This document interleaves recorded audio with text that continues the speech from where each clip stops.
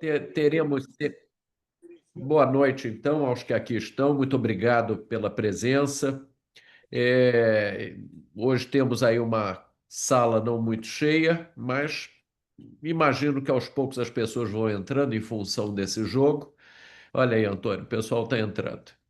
E hoje nós vamos ter o nosso querido Antônio Braga, que sempre nos brinda com falas da melhor qualidade, não fora a sua erudição, uma pessoa que realmente domina a língua, domina a cultura, domina a história, e ele mesmo propôs um assunto, Quo Vadis Obstetrícia.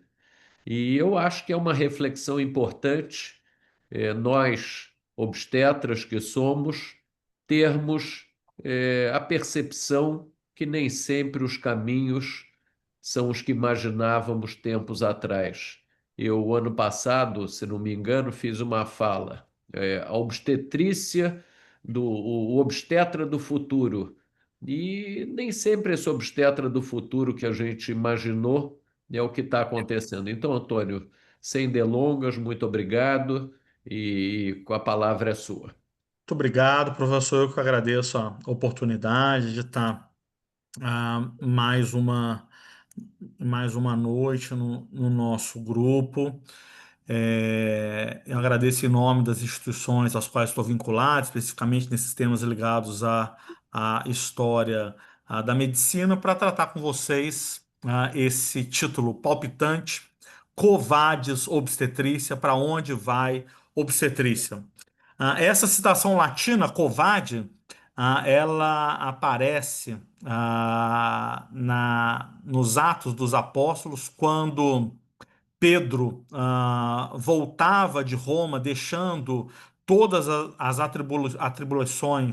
atribulações daquela cidade, e encontra o Cristo ainda crucificado. E Pedro, cuja festa celebramos ontem, pergunta a Cristo: para onde você vai, Covades? E Cristo diz: eu estou voltando para ser crucificado novamente. E aí Pedro se arrepende de querer fugir do enfrentamento dos problemas, ele volta para Roma e ali sofre o seu martírio. Essa é uma pintura que está na National Gallery em Londres e que nos traz o apelo de covarde, para que a gente não fuja à tentação de fugir, escapar das grandes discussões e enfrentar os problemas, mesmo que isso eventualmente termine no martírio. Tenho um enorme prazer de contar com a confiança do professor Jorge nessa sessão Rezendinho para Todos, do curso de especialização em obstetrícia da PUC, trazendo uma reflexão histórica, onde eu vou falar um pouco das parteiras aos médicos, uma sociedade em transformação. Lembrando o embasamento de Goethe, que nada sabe de sua arte aquele que lhe desconhece a história.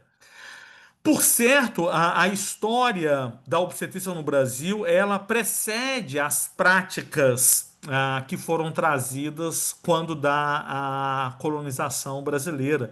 Nós já tínhamos aqui os povos indígenas que tinham práticas obstétricas primitivas, ancestrais e milenárias. Eu queria trazer algumas para vocês, né?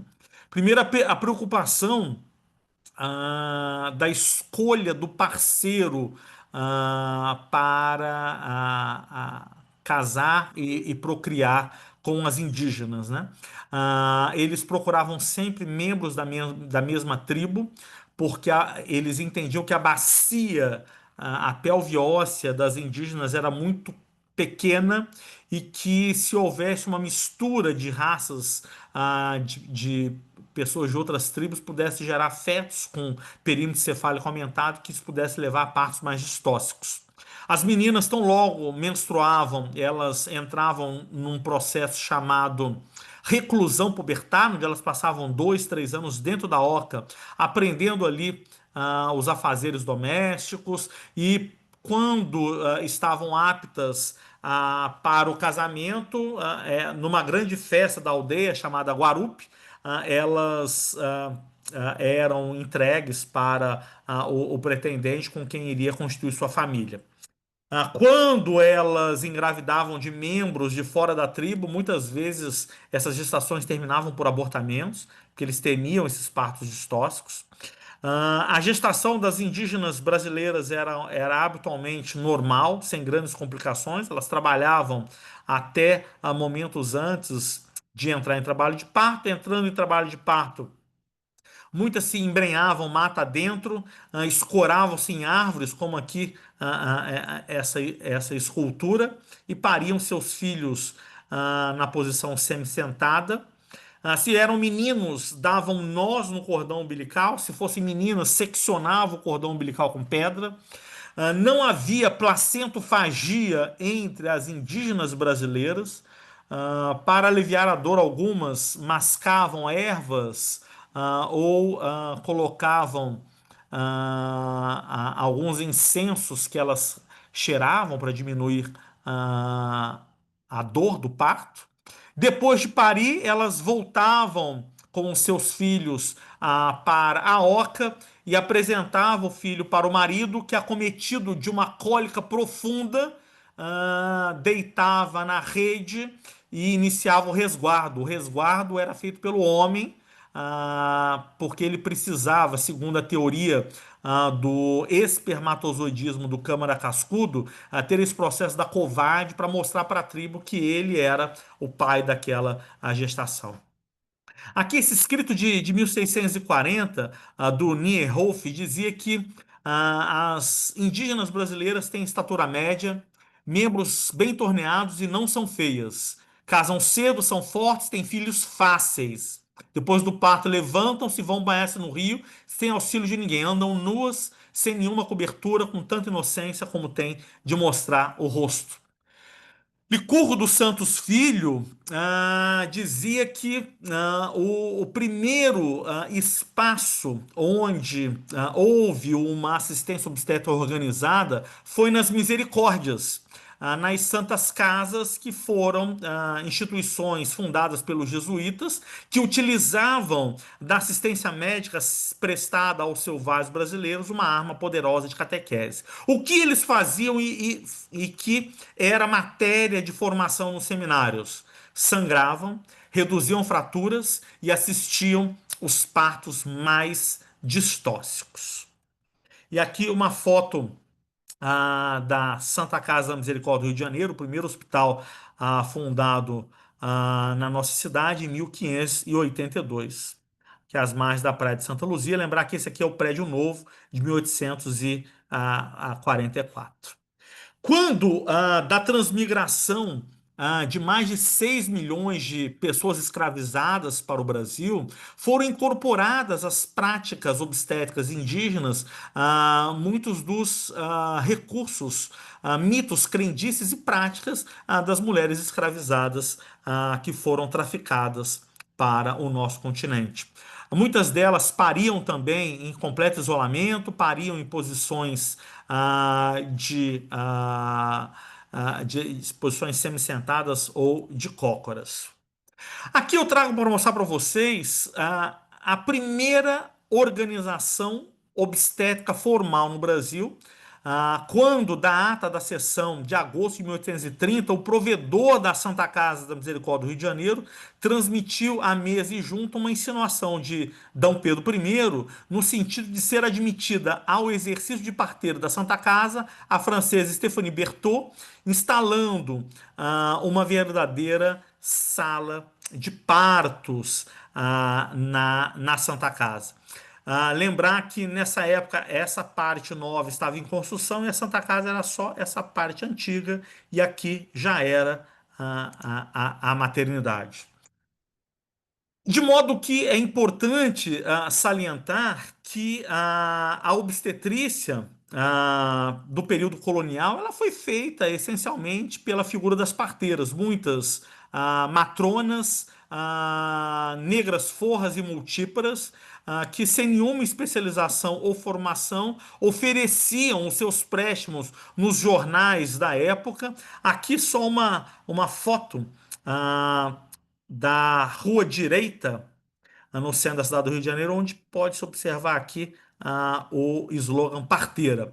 As mulheres da alta sociedade pagavam o seu serviço, as parteiras iam às suas casas para, no domicílio delas, fazer assistência ao parto, e aquelas mais carentes iam às próprias expensas onde moravam as parteiras, elas tinham ali alguns quartinhos onde as mulheres eram acolhidas por ocasião do seu trabalho de parto. Aqui vocês podem ver anúncios de jornais, né?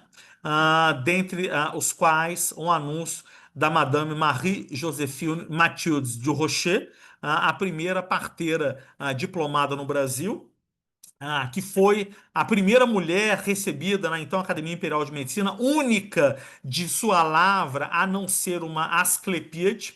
Ela vestia-se como homem, tinha barba e bigode, mas foi casada, teve 5 filhos e atendeu o nascimento de mais de 5.500 partos sob o signo del Rei. Quando da transmigração da corte fujona de Dom João, que escapuliu das tropas do general napoleônico Junot, que invadiu o norte de Portugal vindo da Espanha, Dom João, ele, ao trazer em algumas estimativas, mais de 20 mil membros da corte. Tão logo chegou em janeiro de 1808 em Salvador, ele abre os portos às Ações Amigas, ele cria o Banco do Brasil e ele faz o atendimento do Zé Correia Picanço, primeiro e único barão de Goiânia, que era o representante do protomedicato, como se fosse o Ministério da Educação e da Saúde, que pedia a criação de escolas médicas no Brasil. Ele funda, portanto, em janeiro de 1808, a Escola Médica Real e Cirúrgica da Bahia. Em março, ele vem para o Rio de Janeiro e funda a Escola Médica Real e Cirúrgica do Rio de Janeiro, sendo que a primeira que efetivamente começa a ensinar suas lições é aqui no Rio de Janeiro, onde, por isso, eu estimo ter ocorrido o início do ensino médico no Brasil. Aqui, imagens do Terreiro de Jesus, onde funcionou a Escola Médica da Bahia. E aqui o Morro do Castelo, onde tinha a Igreja dos Jesuítas e funcionou as primeiras salas de aula do curso de medicina no Rio de Janeiro, sendo que as aulas práticas aconteciam aqui na Santa Casa. Nesses serviços, pontificaram as primeiras maternidades fundadas fora de hospital geral no Brasil. E a primeira maternidade fundada fora de hospital geral no Brasil é essa daqui, a maternidade de Laranjeiras, que foi fundada em 1904. E em 1905, a maternidade da Bahia, hoje maternidade Climério de Oliveira, que foi um de seus diretores e um professor a que sucedeu o Barão de Itabapuã na Faculdade de Medicina da Bahia. São esses dois grandes centros que transmigraram a assistência ao parto feito pelas parteiras na intimidade domiciliar para o leito hospitalar e para a assistência médica. Queria contar um pouco esse caso clínico da Sereníssima Princesa Isabel, que ilustra bem como era a obstetrícia aos idos do Segundo Império. Teve a Sereníssima uma gravidez longamente desejada. Conta-se que ela tinha uma infertilidade secundária, teve 3 abortamentos, muito se tentou para ela engravidar, desde os banhos na Praia de Santa Luzia até períodos em Petrópolis, até que ela foi para Caxambu, e em Caxambu ela conseguiu passar um tempo maior com o Conde Dão, e o Conde Dão, quando estando com ela no leito nupcial, ela engravida e volta para o Rio de Janeiro. Uma gravidez amplamente celebrada na corte, não fora o seu epílogo, um trabalho de parto longo, tropeçoso, que culmina no nascimento natimorto da herdeira do trono imperial, a princesa Luísa Vitória. Conta-se que dos parteiros da Casa Imperial, lá estava, para além de Madame de Rocher, o Feijó Pai, e até o imperador teria manejado o FOSP e o concepto ele é mutilado para conseguir vencer o desfiladeiro pelvino. Quando engravida de novo, a Sereníssima estava em Paris. Lá era atendida pelo professor de obstetrícia da Faculdade de Medicina de Paris, Jean-Marie Henri Depot, e ela fica absolutamente aterrorizada de ter que voltar para o Brasil. Pede a Dom Pedro II para permanecer em Paris e já estamos ali com movimentos abolicionistas que consideravam um absurdo o herdeiro do trono imperial brasileiro nascer pelas mãos de um estrangeiro. Então acaba que ela é obrigada a voltar para o Brasil, traz a tiracolo o Depô e vai parir em Petrópolis, um outro parto dificílimo, o seu concepto ele estava transverso, foi preciso que o Visconde de Saboia fizesse uma versão interna, e na hora do nascimento há uma distócia de ombros e o nascituro, o Pedro de Alcântara, ele nasce com uma lesão de plexo braquial, por isso que ele é conhecido como o príncipe mão seca. Ele tem uma paralisia de plexo. O terceiro filho dela, que é o príncipe Luís, ele nasce e ele nasce sem nenhum problema, por isso ele é considerado o príncipe perfeito, e ele e Antônio já nascem em Paris, não nascem no Brasil. Então vejam vocês como eram primárias, escassas as alternativas terapêuticas, mesmo para a primeira mulher do nosso país, que era a princesa Isabel.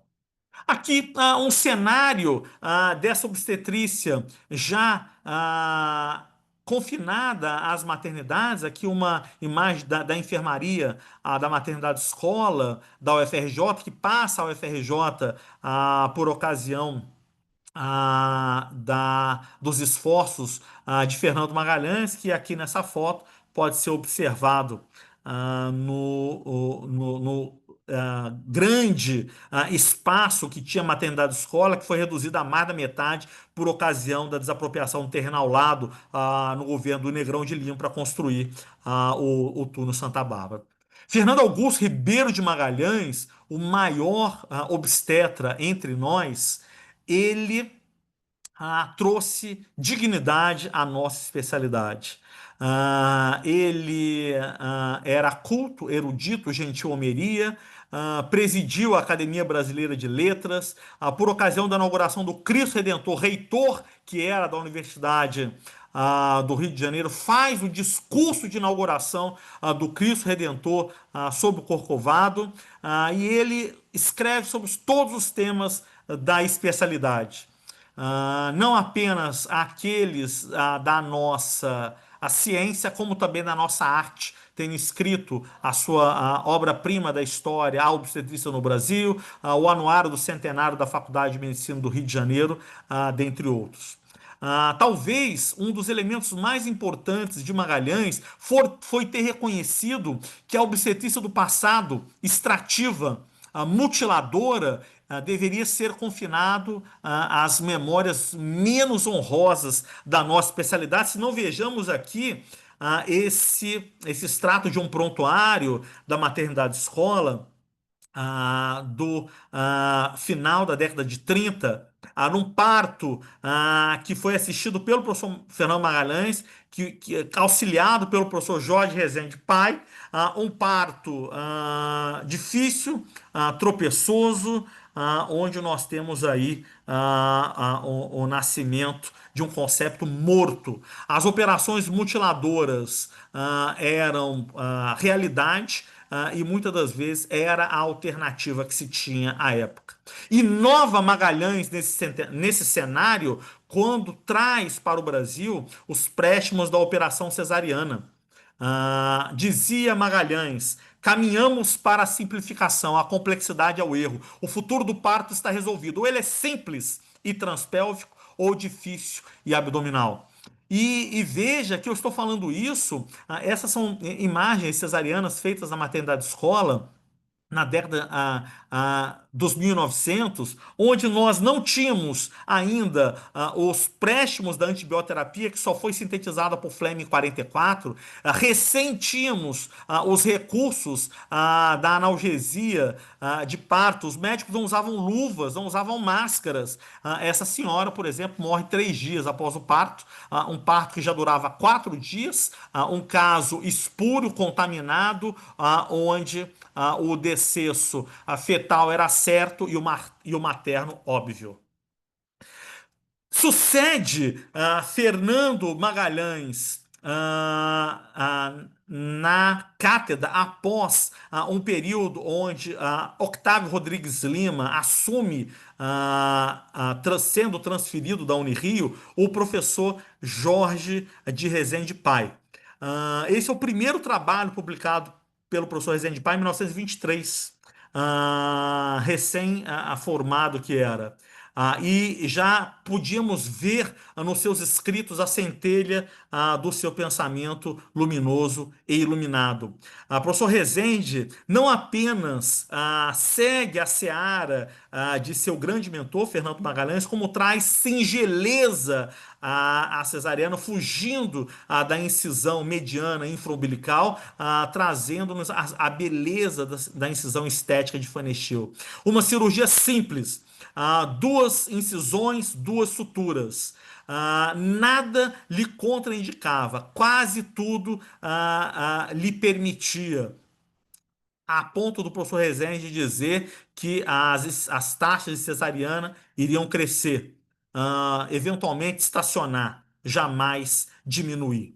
Importante salientar que a medicina e a obstetrícia, em especial, foi praticada para além da maternidade escola em alguns templos da arte dos partos no Rio de Janeiro, dentre os quais eu gostaria de citar 2. O primeiro deles, a 33ª Enfermaria Maternidade da Santa Casa da Misericórdia do Rio de Janeiro. Aqui, no passado, era o anatômico da Faculdade de Medicina do Rio de Janeiro, antes de ser transferido para o prédio da Praia Vermelha, e ficou ali a nossa maternidade. Aqui era o centro cirúrgico, aqui era o quarto dos médicos, dos meninos, das meninas, aqui a sala do chefe de clínica, o professor Paulo Belfort, e essa foi a nossa maternidade da Santa Casa. E o segundo dos serviços foi a Promatra, fundada por Fernando Magalhães, e que viu nascer figuras ilustres, ex-presidentes. Fernando Henrique nasceu na Promatra, e eu olho esses 2 grandes serviços que foram os locais onde eu aprendi a arte dos partos. Mas foi, sem dúvida nenhuma, a maternidade escola de Laranjeiras, que desde a década de 20 passou a ser o cenáculo de parto da Universidade Federal do Rio de Janeiro, o celeiro mais importante da especialidade no nosso estado, quiçá do país. Nele estiveram grandes nomes apresentando as mais importantes inovações. Basta dizer que essas imagens de Caldeiro, elas foram apresentadas no Centro de Estudos da Maternidade Escola da UFRJ. Aqui, o Caldeiro Bárcia, no 11º andar do Hospital de Montevidéu, onde eu tive a oportunidade de visitar os mesmos aparelhos do Caldeiro Bárcia ali, num contato quase que extrasensorial com suas memórias. Foi na maternidade escola da UFRJ que o Brasil viu os trabalhos de Ian Donald, que trouxe da Segunda Guerra Mundial os préstimos da sonografia, e viu em Stuart Campbell aquele que introduziu os fenômenos biofísicos aplicados à nossa especialidade. Logo, professor Carlos Montenegro, junto com outros tantos iluminares, dentre os quais o professor Roberto Messor de Bezecri, cuja figura nessa noite mais que ilumina a nossa sessão, e aí não há jogo do Fluminense que torne menor a plateia iluminada que aqui está e para o qual eu me valho da máxima latina: no multa sed multum, não quantidade, mas qualidade. A qualidade que tem o professor Benzecri na audiência, ela é a melhor possível. O professor Benzecri viu dos trabalhos do Jorge Rodrigues Lima e do professor Montenegro nascer uma nova subespecialidade que permitiu descortinar a intimidade do feto. Nesse primeiro aparelho de ultrassom do Rio de Janeiro, que ocupava quase uma sala de um braço mecânico, foi descortinada uma nova área do saber. Montenegro conseguiu, junto com outros tantos luminares, dentre os quais o professor Marcelo Zugaib, trazer para o Brasil os fundamentos de uma nova subespecialidade da obstetrícia, que é a medicina fetal e a perinatologia. É da lavra de Montenegro, da professora Lurdinha, de Sérgio Simões, do professor Rezende Pai, o primeiro tratado dessa técnica escrita em nossa língua nativa. Stuart Campbell foi sucedido pelo professor Kipros Nicolaides, que é hoje o maior nome da medicina fetal no mundo, e que inspira a tantos e também inspirou um já brilhante, ainda jovem médico, Jorge Rezende Filho, que trazia no brasão de seu nome a inteligência fulgurante de seu pai, que foi por ele aperfeiçoada e ampliada, fazendo com que hoje ele fosse um chefe de escola. Mas não queria fugir do tema que me trouxe hoje: Covades obstetrícia. Décadas se passam e a máxima de Rezende sobre o crescimento da cesariana, ela é patente nos indicadores epidemiológicos. Até que no ano 2009, emblemático, vimos que mais da metade dos brasileirinhos nasceram pela via abdominal, fazendo com que a cesariana atingisse os seus píncaros e colocando o Brasil como dos países onde mais essa técnica operatória era utilizada no parto. Mas o combo não era apenas isso. Frequente que eram as mulheres admitidas em trabalho de parto terem a sua dieta zerada, serem submetidas a enteroclisma e a tricochisma, tinham a ausência de acompanhantes durante o trabalho de parto, eram submetidas a práticas que entendi essa época eram boas para garantir um parto conduzido para a melhor garantia dos resultados maternos e perinatais. Porém, influências midiáticas e hollywoodianas, desde Leila Diniz até Gisele Bündchen, começaram a mostrar mulheres que ousaram, em épocas ainda pretéritas, dizer que queriam um outro tipo de assistência ao parto. Mais do que isso, as mulheres começaram a recusar procedimentos que nós entendíamos que eram bons para a sua assistência ao parto. Então, quando nós propunhamos deite na cama, elas diziam não, obrigado. Uma episiotomia, não, obrigado. Monitorização fetal, não, obrigado. Um sorinho, não, obrigado. Eu não quero cesariana. E passaram, para além disso, a dizer que em um quarto das vezes, das mulheres brasileiras que pariam, afirmavam ter ouvido as seguintes frases: não chora não, que ano que vem você está aqui de novo. Se gritar, eu paro o que eu estou fazendo, não vou te atender. Na hora de fazer, não chorou, não chamou a mamãe, por que está chorando agora?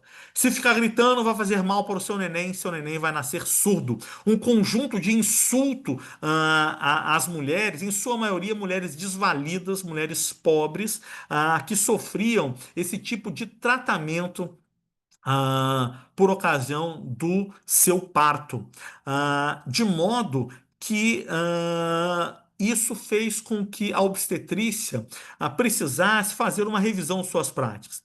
Essa revisão ela começa, na verdade, pela academia, quando, através da medicina baseada em evidência, começa a examinar os benefícios de diversos procedimentos médicos aplicados ao parto. Quando eu aprendi obstetrícia, estava lá no livro Resenha de Obstetrícia, sobre a episiotomia. Nas primíparas, sempre.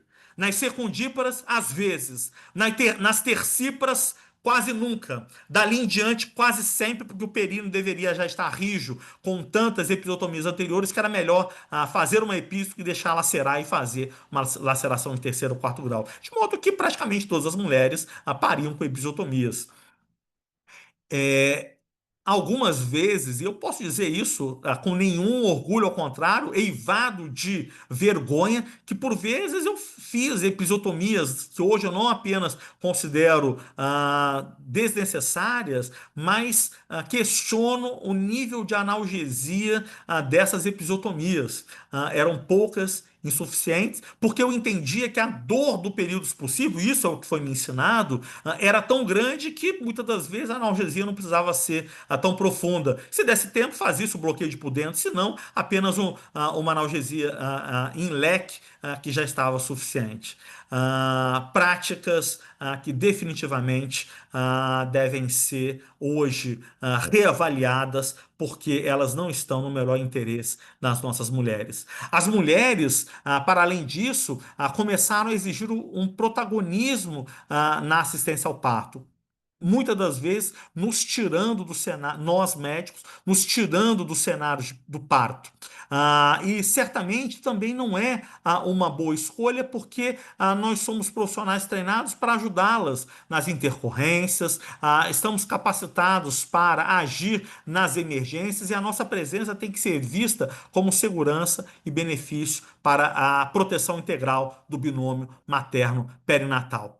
Não fora isso, aqui eu trago para vocês o plano de parto, que é um conjunto de intenções que as gestantes devem ter por ocasião do seu parto, construída junto com o seu médico pré-natalista, e que nesse documento oficial do Paraná tem a opção, vejam vocês, de auscultar ou não o coração do bebê. Pergunto a qualquer obstetra diligente se auscultar o coração do bebê é algo que nós podemos negociar em um plano de parto, porque isso está ligado à segurança integral do produto conceptual. De modo que, nesse momento, onde regredimos em alguns aspectos, continuamos regredindo para o outro lado e nós devemos caminhar para a temperança. Covades obstetrícia. Para onde vai a obstetrícia? Eu queria, caminhando para o termo da minha apresentação, trazer algumas considerações para vocês. Aqui, um grande ícone da humanização da assistência ao parto, Frederic Leboyer, que foi trazido pelo meu grande mentor, professor Paulo Belfort, à 33ª Enfermaria Maternidade da Santa Casa do Rio de Janeiro. Professor Paulo Belfort, que foi um grande incentivador do parto sem dor no Brasil, ele que deixou o seu discípulo mais ilustre, Michel Odin, que dizia: para mudar o mundo, primeiro é preciso mudar a forma de nascer. O nascimento é um marco de cidadania. E que privilégio temos nós, médicos, obstetras, estar ao lado das mulheres e de suas famílias e de todas as pessoas que vão, que podem gestar e parir, para apoiá-las nesse momento da maternidade. Também queria trazer alguns pensamentos de Madame du Rocher, quando dizia a aceleração pela dilatação do colo com o dedo, aquela nossa serve de dilatação, a perfuração das párias, a amniotomia, ou o emprego do centeio da ocitocina servem apenas para possibilitar o atendimento ao maior número de clientes ou para demonstrar ostentação e sabedoria diante da assistência. Segue Madame du Rocher. Os que usam o centeio, a ocitocina, sem critérios, fazem-no julgando ter achado a pedra filosofal que deve fazer parir. Poucas são as suas indicações, muitas as advertências. Há que ser avaro em fórceps e centeio e progídio de paciência. Jeff Colt, professor titular de obstetrícia de Yale, já dizia: a ocitocina é a dinamite da nossa especialidade. Queria trazer também um pouco do pensamento de Fernando Magalhães no seu último capítulo do seu livro Síntese Obstétrica. O nome desse capítulo é Lições de Clínica Obstétrica. E ele dizia, Magalhães, a prática obstétrica tem dois aspectos radicalmente diversos. A simplicidade absoluta, que dispensa auxílio estranho, e a dificuldade imperiosa, que reclama solução pronta. O habitual é a primeira hipótese. Essa monotonia do caso natural educa o espírito pouco precavido no otimismo da banalidade. É aquele ditado que diz que o parto se dá com ou sem o apesar do médico, e que se estiver nascendo, faz o parto o motorista da ambulância, o taxista ou o motorista do ônibus. De súbito, porém, continua Magalhães, a tranquila série de casos simples quebra-se pelo surto inesperado de um episódio acidental e temeroso. É a outra feição da especialidade, que de repente obriga o critério expectante, cauteloso, paciente a se transformar no juiz imediato, resolutivo e pronto. É quando Napoleão Bonaparte diz o parto está para as mulheres como a guerra para os homens. Termina Magalhães, a inação muito prolongada, o hands-off, faz o mesmo mal que a atividade presurosa, é aquele que rompe bolsa, põe ocitocina, sorinho, Plasil, Buscopan, glicose, no tocante à psicologia profissional. Porque se o hábito da intervenção prematura cria a perniciosa paixão pelo risco, dá também atributos de destreza. É o cara que quer fazer o fórceps de alívio em todo mundo para treinar a aplicação do fórceps. E se a cega confiança no naturismo compensa hands-off, às vezes milagrosamente, pode inutilizar as energias eficientes. Termina Magalhães. Em emergência obstétrica, eu digo, nem o máximo, nem o mínimo. É isso que tem sido feito pela escola obstétrica do professor Jorge Rezende, nascida do fulcro intelectual de Fernando Magalhães, cristalizada por Carlos Montenegro e que tem hoje em Rezende Pai o grande timoneiro condutor dessa escola, que mantém não apenas a sua obra, a sua opus magna, o tratado Rezende Obstetrícia, cujo frontispício eu tenho a honra de estar compartilhando das galas aos eventuais pelourinhos. E aqui eu mostro um pouco da reverência que eu faço aos meus mestres, vozes que hoje já não mais falam, mas que exalam no meu magistério. Com Jeff Coates, a mais perigosa viagem empreendida pelo ser humano, a mais pontilhada de riscos e surpresas é a que ele faz através do desfiladeiro pelvino. O respeito pela arte dos partos eu aprendi de Jorge Rezende Pai e de Paulo Belfort. E dos meus mestres mais próximos, Carlos Montenegro e Rezende Filho, entendi que obstetrícia significa estar ao lado, o respeito integral à fisiologia do parto. E lembrando sempre do princípio hipocrático, curar sempre que possível, aliviar quando necessário, consolar sempre. Para esse é o caminho que eu vislumbro que deve ir a nossa especialidade. Que beleza de aula, Antônio, você aí nos brindou. E a palavra, como de hábito, franqueada. E queria dar a palavra ao professor Benzecri, em primeiro lugar, para que, já que foi citado aqui, merecidamente, faça seus comentários. Muito obrigado, professor. Olha, realmente o Braga é, acima de tudo, um grande historiador. Eu não sei como ele tem essa capacidade mental de conseguir gravar tantos detalhes de tudo que ele apresenta. Eu sempre que assisto, fico encantado com as suas apresentações. Obrigado por ter me descoberto no meio daqueles antigos. Eu que frequentava a maternidade escola desde 1962, precisamente, convivi com todos esses grandes mestres e tive realmente. Estava entrando no telefone aqui, eu não sei se está atrapalhando. Não está não, professor. Não está, não. Então, eu agradeço muito por ter sido lembrado e eu já tinha visto essa foto, mas não sei se tenho. Essa foto é muito, muito boa. Eu tenho também, não sei se o Antônio que me deu, eu dei para ele. É uma foto emblemática, aí, anos 70. A gente vê até pelas Aham, vestimentas, todos de calça, boca pois é, larga, foi de sino. E ali onde isso. ficava Mas, a vaga do professor, logo na entrada do ambulatório. E aham, tem muitas mas histórias aí dessa maternidade perfeito. escola. O senhor certamente não apenas teve contato com grandes mestres, mas o senhor foi um dos grandes mestres da maternidade escola e fez aí uma geração de seguidores. E é uma alegria para nós tê-lo em plena forma e sempre interessado, sempre presente nas atividades. Muito obrigado, professor. Legal. Eu me lembro que eu dava, além do curso normal, uma cadeira paralela de escolha condicionada de operatória transpélvica. Então, até hoje encontro alunos que me agradecem e eu ensinava tudo, até embriotomia, coisa que eu fazia em Belém do Pará, onde eu me formei. Recebia aqueles caminhões cheios de pacientes com obstrução, com coisas terríveis, e a gente era obrigado a fazer embriotomia.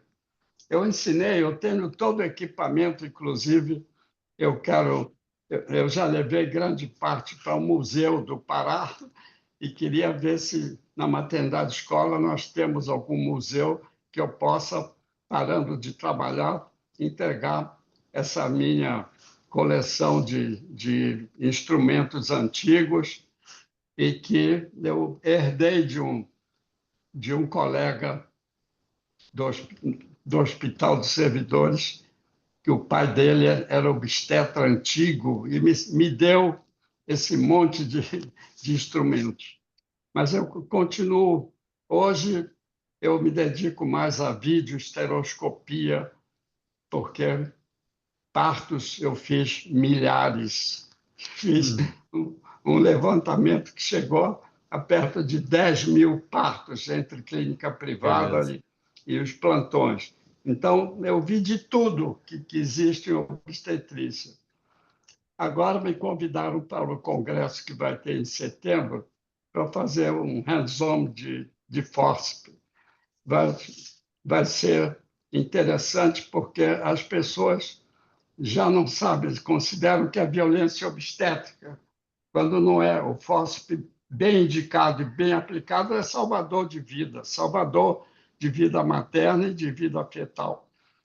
De modo que, enquanto eu puder, eu vejo os meus contemporâneos estão falecendo a toda hora, a gente recebe uma notícia, mas enquanto eu puder trabalhar, se Deus quiser, ainda procuro fazer o melhor possível na minha vida. Obrigado, professor. Obrigado, Obrigado, professor. Braga. Parabéns por tudo. Obrigado, professor. Professor Jorge, sinalizar aqui a presença do professor Antônio Carlos Vieira Lopes. Estou Professor, vendo aqui, que beleza. tudo bem, professor? Professor Antônio Carlos Vieira Lopes, alegria ver o senhor, viu? Desculpe, mas eu tô no automóvel. Eu saí do consultório correndo para poder lhe ouvir, Braga, e rever o professor Jorge Rezende. E com muita alegria estou vendo Bezecri, de cujo livro eu tenho, eu possuo de fórceps, e ainda utilizo muito nos meus cursos. Mas eu consegui ainda ver metade da sua conferência brilhante, histórica, e eu perguntaria se isso está gravado, né? Porque é uma. Depois, a gente amanhã já vai para o nosso canal do Zoom e depois o Antônio cuida de encaminhar o senhor o link. Eu tenho um canal no Zoom, Jorge Rezende, enfim, e boto todas essas sessões que são gravadas lá para serem acessadas a posteriori. Muito obrigado, professor. Muito Eu que obrigado. agradeço sua presença. Uma A, alegria revê-lo, a distância, ainda que virtualmente. um abraço muito forte, Bezecri. Olha, você, um grande abraço. Eu me lembro que eu fui, você me convidou para dar o curso de fósforo lá no seu congresso. Muito obrigado. Grande abraço, prazer em vê-lo. Maravilha. Nilson, quer fazer algum comentário? É, a verdade, assim, é assistir. Primeiro, parabenizar, né, como sempre, né, as palestras do Antônio e assistir, né, essa, essa eloquência em relação a esse conhecimento, né, da história da medicina é maravilhoso, né? Então, a gente aprende, né, se aprofunda, né, e mergulha, né, nesses, nesse conhecimento e mergulha nesse coisas que a gente deveria, né, cultivar cada vez mais, né? A gente saber, né, da onde viemos e para onde vamos, né? Eu venho de uma escola diferente, né, aqui no Rio de Janeiro, inicialmente, mas depois ainda consegui, né, acompanhar, né, a maternidade escola com o professor Bezecri, com o professor eh, Montenegro, né, pessoa que assim, ele gostava muito de conversar sobre, né, procedimentos, sobre condutas, e eh, eu acho que ouvir o Braga é sempre um prazer e a gente sai praticamente assim, rejuvenescido, né, com Uhum. com essas informações, com todo esse conhecimento. Obrigado, Braga, pela apresentação. Obrigado, querido. Obrigado, Nilson. Alguém quer fazer algum comentário? Outro? Deixa eu ver aqui no chat. No chat tem sempre alguma coisa. O Alberto Bosch parabenizou. E Fatumata também. Certamente é uma aula, Antônio, enriquecedora.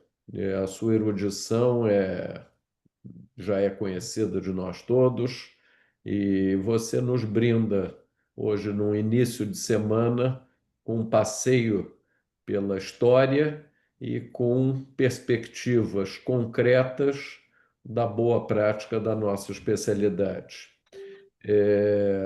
Eu imagino até que possamos fazer uma sessão específica sobre o modelo prático de assistência obstétrica na vida privada, porque na vida pública eu acho que ela está bem estruturada, uma vez que os colegas nos plantões habitualmente escolhem a via adequada para o parto, como não há pressa, não há questão financeira envolvida. No entanto, na vida privada, especialmente na saúde suplementar, talvez pela má remuneração, muito provavelmente, nem sempre as escolhas são as melhores para paciente, sim para a comodidade dos colegas. Mas é uma discussão que pouca gente entra, quer fazer essa discussão, não interessa ao hoteleiro hospitalar, como nós vimos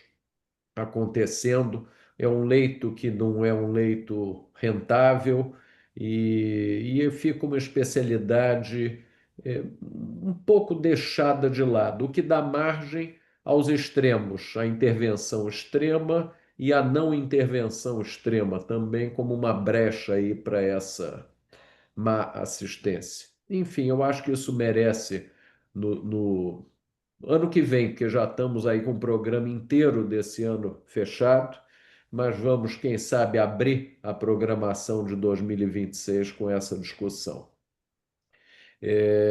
Se ninguém mais quiser fazer uso da palavra, eu deixo aqui o aviso que nós faremos um recesso agora no mês de julho e retomaremos na primeira segunda-feira de agosto com as sessões. Eu vou deixar isso avisado nas redes sociais. Então, nas próximas 4 semanas, não teremos a sessão durante o mês de julho, retomando na primeira segunda-feira de agosto. Antônio, muito obrigado por essa fala linda que você nos brindou e desejo boas férias. Eu sei que você vai com a família aí num lindo passeio, que aproveite bastante. E aos colegas costumeiros frequentadores, só tenho a agradecer essa sessão que inicialmente teve o intuito de preencher a parte teórica dos nossos alunos de pós-graduação. Ela depois tomou outro perfil e hoje é um momento ímpar de nos reunirmos, de discutirmos assuntos os mais variados que certamente enriquecem o nosso dia a dia. Então, muito obrigado a todos, muito obrigado, Antônio, e um afetuoso abraço para vocês. Obrigado, professor. Boa noite a todos. Boa Boa noite noite. a todos. Muito Boa noite a obrigado. todos. Abraço. Boa noite, obrigado.